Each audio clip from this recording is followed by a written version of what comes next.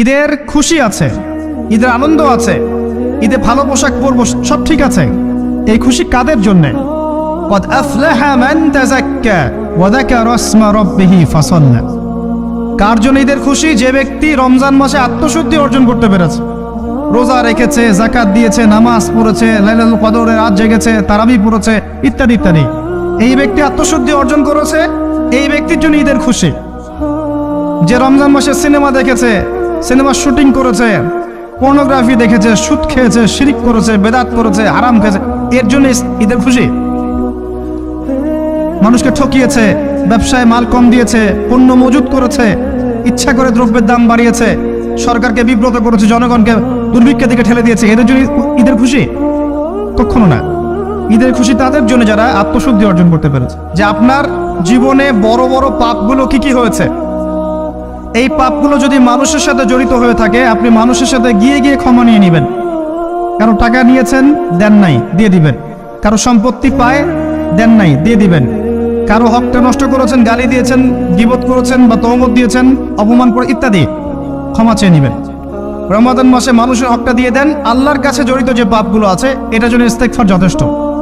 খালি যদি বলেন আস্তাগফিরুল্লাহাল্লাযী লা ইলাহা ইল্লা হুয়াল হাইয়ুল কাইয়্যুম ওয়া আতুবু ইলাইহি, 1 সেকেন্ডের মধ্যে আল্লাহ পাক আপনার সমস্ত পাপকে নেকি দিয়ে পরিবর্তন করে দিবে।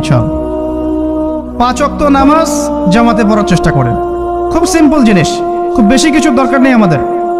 5 ওয়াক্ত নামাজ আপনি জামাতে পড়ার চেষ্টা করেন। বাসার থেকে ওযু করে বের হবেন, প্রত্যেক পদক্ষেপ হাঁটবেন, আপনার একটা স্টেপে একটা করে গুনাহ মাফ হবে, একটা নেকি লেখা হবে, মর্যাদা বাড়িয়ে দেওয়া হবে। একে 10 দিয়ে গুণ করা হবে, রমজান মাসে আরো 70 দিয়ে গুণ করা হবে। ফজরের নামাজটা জামাতে পড়লেন, নামাজটা জামাতে পড়ার পর আপনি বসে থাকবেন, কিছু সময় জিকির আজগার তাসবিহ তাহলিল করবেন। পারলে 1 পারা করে কোরআন তেলাওয়াত করবেন। রমাদান মাসে প্রত্যেক দিন 1 পারা করে কোরআন তেলাওয়াত করার চেষ্টা করবেন। 30 দিন 30 পারা। রমাদানে অ্যাটলিস্ট একটা খতম করা যাবে, অ্যাটলিস্ট একটা খতম চেষ্টা করা যায় না? ইনশাআল্লাহ। ফজরের নামাজ হয়ে গেছে, আপনি কোরআন তেলাওয়াত করেন। 1 পারা পড়তে সময় লাগবে আধা ঘন্টা, 40 মিনিট, কারো 1 ঘন্টা। এরপর সূর্য উঠে যাবে, উঠে গেলে পরে আপনি 2 রাকাত ইশরাকের নামাজ পড়বেন। নামাজটা পড়ে বাসায় যাবেন। আল্লাহর নবী বলছেন সাল্লাল্লাহু আলাইহি ওয়াসাল্লাম, আপনার আমল নামায় একটা কবুল হজ, একটা কবুল উমরার নেকি লেখা হবে ইনশাআল্লাহ। এবার রেস্ট করেন, বাসায় গিয়ে রেস্ট করেন। যখন ঘুমাবেন তখন ঘুমের সুন্নাহগুলো আদায় করেন। সূরা ফালাক নাস ইখলাস পড়েন, ফু দেন, দিয়ে গা মাসাহ করেন, আয়াতুল কুরসি পড়ে ঘুমান, ঘুমের দোয়া পড়ে ঘুমান। ঘুমটাও নেকি হবে ইনশাআল্লাহ।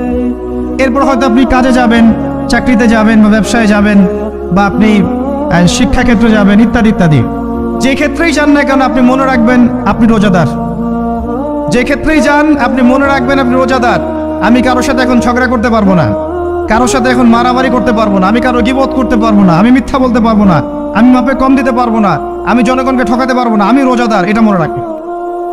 এটা মনে রাখলে পরে দেখবেন ইনশাআল্লাহ তাআলা আপনি আল্লাহকে পাচ্ছেন, আল্লাহর মারিফত পাচ্ছেন।